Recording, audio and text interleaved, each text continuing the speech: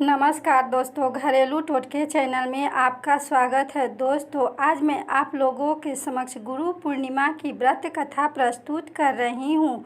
दोस्तों, आषाढ़ शुक्ल पूर्णिमा को ही गुरु पूर्णिमा कहा गया है। इस दिन बहुत ही विशेष दिन होता है क्योंकि यह पूर्णिमा गुरु को समर्पित होती है। दोस्तों, इस बार गुरु पूर्णिमा 23 और 24 जुलाई दोनों दिन को पड़ रही है।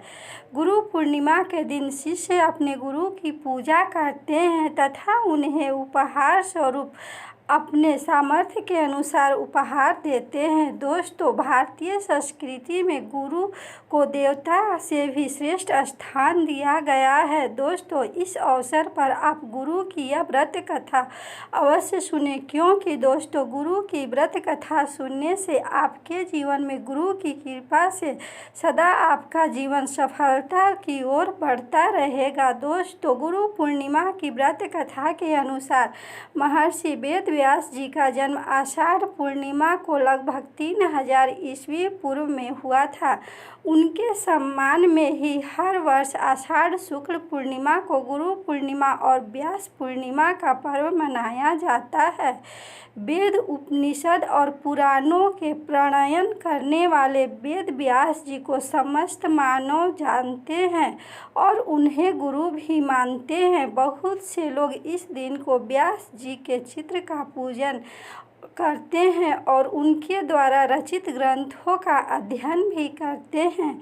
बहुत से मठों और आश्रमों में लोग ब्रह्मलीन संतों की मूर्ति या समाधि की भी पूजा करते हैं तथा इस दिन गुरु गोविंद से भी बढ़कर उन्हें श्रेष्ठ स्थान दिया जाता है। दोस्तों, गुरु पूर्णिमा की पौराणिक कथा के अनुसार प्राचीन काल में महर्षि पराशर भ्रमण के लिए निकले थे। भ्रमण करते वक्त उनकी नज़र एक स्त्री पर पड़ी जिसका नाम सत्यवती था। मछुआरे की पुत्री सत्यवती दिखने में तो बहुत सुंदर और आकर्षक थी।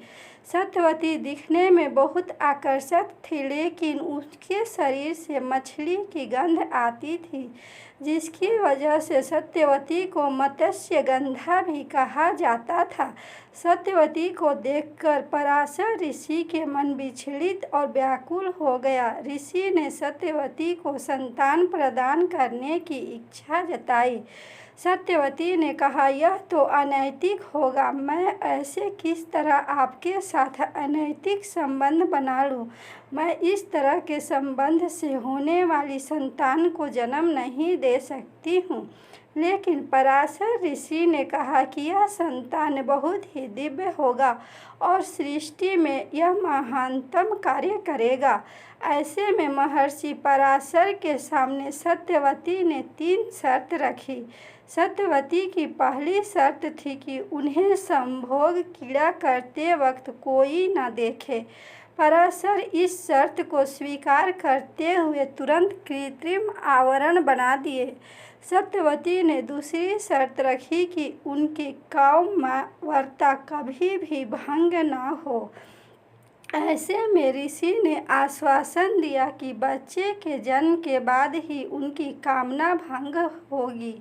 साथ में यह भी कहा कि होने वाली संतान महान ज्ञानी होगा।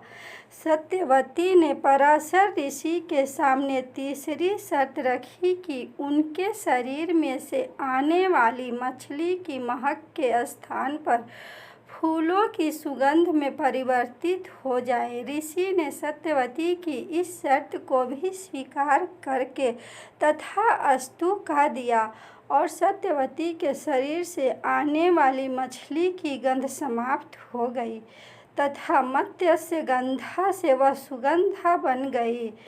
समय आने पर सत्यवती को एक पुत्र पैदा हुआ जिसका नाम कृष्ण देवयापन रखा गया। यही कृष्ण आगे चलकर वेद व्यास के नाम से प्रसिद्ध हुए। महाभारत काल में मां के कहने पर महर्षि वेद व्यास ने विचित्र वीर के रानियों के साथ एक दासी के साथ विनियोग किया, जिससे पांडु, धृतराष्ट्र और विदुर जी का जन्म हुआ था। वेदों के विस्तार के कारण ये वेद व्यास के नाम से जाने जाते हैं। वेद व्यास ने चारों वेदों के विस्तार के साथ साथ 18 महापुराण तथा ब्रह्मसूत्र का भी प्रयाण किया। महर्षि वेद व्यास महाभारत के रचयिता हैं, बल्कि वह उन घटनाओं के भी साक्षी हैं जो बहुत समय पहले घटित हुई थी। दोस्तों, आशा ही नहीं पूर्ण विश्वास है कि यह वीडियो आपको बहुत पसंद आई होगी। दोस्तों, इस वीडियो को लाइक करें, शेयर करें और इस चैनल को सब्सक्राइब करें। धन्यवाद।